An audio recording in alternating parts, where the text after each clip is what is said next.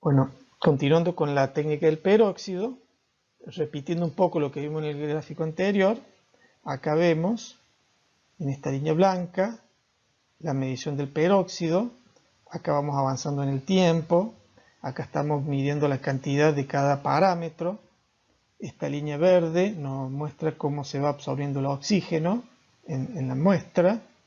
En esta primera parte estamos en lo que sería la oxidación primaria, acá ya se aumenta la descomposición de peróxido, acá comienza la polimerización. Claro, esos ácidos grasos oxidados tienen tendencia a polimerizarse, es decir, unirse uno con otro. En el caso de un aceite se va formando, digamos, un aceite como pegajoso debido a esa polimerización. Muy notable eso en los sartenes cuando se dejan medio sucios con aceite y después ustedes lo tocan y notan como está como una goma pegada. Esa es la polimerización de la grasa por este fenómeno que se llama polimerización. Y posteriormente, en esta última etapa, nos encontramos con lo que es ya la formación de la rancidez. Es decir, que la oxidación está muy avanzada y hay mucho sabor y aroma rancio. Nuevamente acá tenemos una curva de formación de peróxido de tres muestras distintas, como pueden ver. Y fíjense que acá le agregué otra curva que se fue midiendo en paralelo otro indicador de oxidación. En este caso se midió la formación de hexanal, que son, casualmente el hexanal es uno de esos compuestos volátiles de oxidación que sirve para caracterizar, digamos, lo que sería la oxidación secundaria. Y pueden ver que a medida empieza en cero, cuando el producto es fresco, y a medida que se va oxidando, va aumentando la cantidad de hexanal, en este caso en estas tres muestras. Entonces se puede hacer una correlación en algunas etapas de la oxidación entre peróxido y hexanal. Acá nuevamente tenemos un gráfico donde ustedes ven en esta línea negra de puntos negros los valores de peróxido y en este otro la pérdida de sabor agradable, de sabor aceptable. Eso se debe a medida que aumenta la rancidez, se va perdiendo lo que sería el sabor característico que le da la aceptabilidad al producto. Entonces va cayendo rápidamente la aceptabilidad. O sea, se aumenta la rancidez, se aumenta el peróxido, se aumenta el hexanal o los volátiles de oxidación, se aumenta el sabor rancio y va cayendo la aceptabilidad del alimento. Bueno, continuando con las técnicas de, digamos, medición de la oxidación de los lípidos, vamos a ver un poco sobre los volátiles. Los volátiles de oxidación, como dice su palabra, son moléculas pequeñas que son muy volátiles, por eso se percibe mucho el olor rancio. Se forman como producto de lo que se denomina la oxidación secundaria de los ácidos grasos. Tenemos una oxidación primaria, que la medimos con el peróxido, y a medida que avanzó la oxidación, se habla de una oxidación secundaria, en donde se van cortando esos fragmentos de las cadenas de los ácidos grasos, van formando aldehídos y cetonas, como lo que tenemos acá, como dice acá. Entre ellos va a estar el hexanal, que es lo que nos interesa medir como un indicador de esos volátiles de oxidación, de la rancidez que puede tener un aceite. Repetimos un poco este concepto, que estos volátiles están directamente relacionados con el sabor rancio. Bueno, acá tenemos una cromatografía gaseosa. El método instrumental para medir estos volátiles es utilizar un cromatógrafo de gases nuevamente, y acá el detector va a ser un detector de masa. Por eso se habla de cromatografía gaseosa acoplada a espectrometría de masa, GCMS. Acá tenemos un cromatograma de una cromatografía gaseosa de volátiles de oxidación. Acá tenemos el pico del hexanal, como ustedes pueden ver. Estos son otros volátiles de oxidación, pero el que normalmente se toma como estándar, como referencia para ver el grado de deterioro de un lípido, es el hexanal. Estos son los tiempos de retención. Fíjense, por acá tendríamos el tiempo de retención del hexanal. En esta muestra tiene una cantidad bastante importante. La forma de detectarlo es cuando sale de la columna, el compuesto pasa por el detector de masa, ahí se hace el análisis de masa que permite identificarlo y a su vez, de acuerdo a la señal que va dando, cuantificarlo. ¿Cómo se capturan estos volátiles? Bueno, se tritura, por ejemplo, supongamos un maní tostado, una nuez o un grano de girasol, se tritura, se toma una cierto peso, puede ser 1 gramo, se coloca en un frasquito de vidrio, se tapa con una tapita de goma para sellarlo, se calienta normalmente a 70 grados en una plancha de calentamiento, se coloca una fibra SPME, así se llama. Viene del inglés esta sigla, Solid Phase Microstructure Fiber. Ese sería lo que significa esa sigla. Se inyecta esa fibra, se saca se baja el émbolo y sale la fibra, se expone a los volátiles y va absorbiendo los volátiles en el headspace de este frasco, es decir, la cabeza de aire que hay acá va capturando todos los volátiles de fibra, se levanta el émbolo, se lleva al cromatógrafo, que acá tenemos un cromatógrafo, vamos al inyector, inyectamos la fibra, bajamos nuevamente el émbolo y como está a 250 grados el inyector, esos volátiles se liberan de inmediato y se meten dentro de la columna, se separan por la columna y después van a pasar por el detector de masa, donde vamos a obtener el cromatograma con todos los volátiles. ¿Ven? Por ejemplo, ese podría ser el hexanal. No sé, digo yo, podría ser comparando con este cromatograma que tenemos acá. Entonces, la forma de capturar esos volátiles es utilizando esta fibra SPME.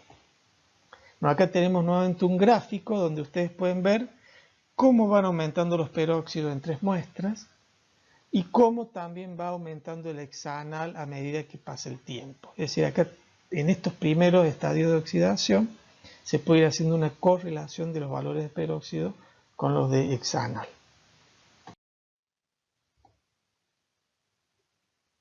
Bueno, otra forma de medir también el otro indicador que nos quedó pendiente para medir el sabor digamos, de oxidación de los lípidos es medir la intensidad de sabor oxidado, de sabor rancio. Acá hay que trabajar obviamente con un panel de jueces entrenados preparados para detectar, percibir ese sabor y poder cuantificarlo de una manera objetiva. Y de esa manera uno puede tener valores de esa intensidad de ese sabor rancio. Entonces acá nuevamente, este es un trabajo que hicimos en el laboratorio. Tenemos los valores de peróxido en un girasol tostado, distintas muestras, cada muestra significa algo distinto, no viene el caso, pero ven cómo aumentando el peróxido, obviamente en esta que es el control, la que más aumentó. Y acá al lado tenemos las mediciones del panel sensorial del sabor rancio. Arranca con valores muy bajos, va aumentando, por supuesto mucho mayor en el control, tal cual como se ve con los valores de peróxido. También se puede hacer una correlación entre sabor rancio oxidado con los valores de peróxido. Bueno, otro componente que también podríamos medir, primero, porque es interesante, la vitamina E es un componente nutricional muy importante. Es decir, que de repente desarrollamos un producto con mucha vitamina E, podemos declarar con alto contenido en vitamina E o suplementado o fortificada con vitamina E. Pero también este componente hay que tener en cuenta que su función en el organismo es actuar como regulando el metabolismo de los lípidos. Es decir, tiene una función muy importante. Pero también se puede utilizar en los alimentos como un antioxidante natural. Es un compuesto natural, se puede purificar y se puede agregar a distintos productos alimenticios con la finalidad de que actúe como conservante. Por supuesto, además puede estar en el alimento con la finalidad de darle un valor agregado extra, como decir, es un alimento rico en vitamina E. Obviamente, como antioxidante o como producto, digamos, que está dentro de los lípidos, esta vitamina E también se oxida. Es decir, que tenemos que preservarla en el alimento si la declaramos con un cierto contenido, porque podemos decir, tiene tanto de vitamina E, pero no cuidamos bien ese alimento y a medida que pasa la vida útil, se va oxidando y se va perdiendo esta vitamina E y vamos a estar cumpliendo con lo que hemos declarado en el rótulo. Se puede decir que un alimento es alto en vitamina E cuando supera los 10 miligramos, es decir, el 30% del requerimiento del IDR, que sería el requerimiento diario.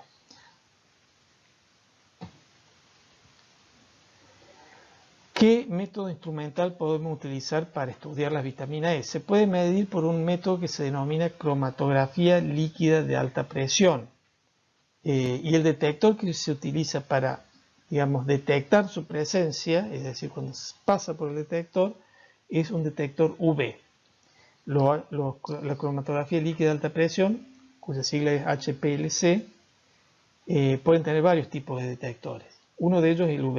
En el caso de la vitamina E es el más recomendado para cuantificarla, detectarla y cuantificarla. Acá tenemos un cromatógrafo líquido de alta presión. Como ustedes pueden ver, acá están las botellas donde van los distintos solventes. Esos solventes, como dice, cromatografía líquida de alta presión, se inyectan con presión dentro de la columna, que va a ir pasando el solvente por la columna, arrastrando la muestra y la muestra se va a ir separando dentro de la columna. Acá hay un horno donde se coloca dentro de la columna. A la salida de la columna la podemos hacer pasar por distintos detectores. Uno puede ser el UV, un detector de masa podría ser, o de índice de refracción. Hay distintos de fluorescencia. Bueno, acá tiene 3 detectores, no sé qué es lo que es cada uno de ellos, pero pueden ser algunos de ellos que les mencioné. En el caso nuestro decimos, bueno, pasa por el detector UV y ahí podemos ver cuando sale de la columna la vitamina E o los tocoferoles y podemos detectarlo y cuantificarlo. Ahí tenemos la fórmula de la vitamina E. Vitamina E o tocoferoles. Son 4 tipos de tocoferoles. El que se toma como referencia para decir el contenido de vitamina E es el alfa tocoferol.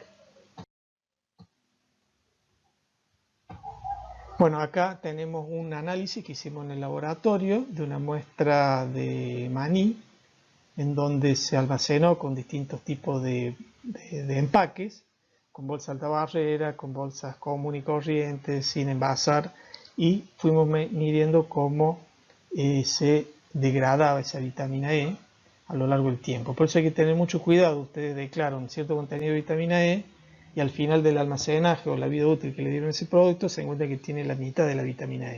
En este caso quedó un cuarto. Después, obviamente, 180 días de almacenaje. Fíjense cómo va disminuyendo. Este que está cuadriculado es el control. Ven cómo va disminuyendo la cantidad de vitamina E hasta que queda una pequeña porción al final de los 180 días. Es decir, que tengan mucho cuidado cuando declaren alto contenido de vitamina E si no van a envasar correctamente ese alimento.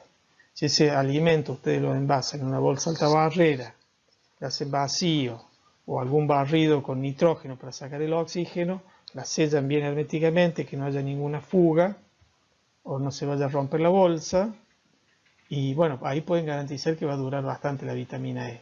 Si no toman esos cuidados, obviamente van a correr el riesgo de que se oxide, y si llega a pasar la ADMAT, les toma una muestra y se las analiza y no tiene lo que ustedes dijeron que debía tener, van a tener problemas. Por otro lado, esta vitamina E está actuando como un antioxidante, es decir, que a ustedes de repente no les interesa declarar la vitamina E, pero sí ponerle en el alimento para ayudar a preservarlo. Entonces, esa vitamina E va a ir absorbiendo ese proceso de oxidación y va a permitir que el resto de los lípidos que forman ese alimento se conserven bien a lo largo del tiempo. Es decir, va a estar actuando como un antioxidante, como un conservante natural. Es muy importante este detalle, conservante natural, porque se diferencia de los conservantes artificiales, como por ejemplo acá que tenemos una de las muestras que dice BHT, es un conservante sintético. Esos conservantes sintéticos están muy cuestionados, el BHT, el BHA, el TBHQ, porque pueden ser cancerígenos cuando se consumen cantidades muy elevadas. Bueno, entonces teniendo en consideración estos detalles, recuerden, la vitamina E, tocoferoles, se analizan por cromatografía líquida de alta presión. Tiene que estar el cromatógrafo con un detector UV para poder detectarlo correctamente y cuantificarlo. Y tengan en cuenta que esta vitamina E es un antioxidante y que se va a ir degradando a medida que avanza el tiempo de vida útil del producto. Bueno, con eso terminamos. Muchas gracias.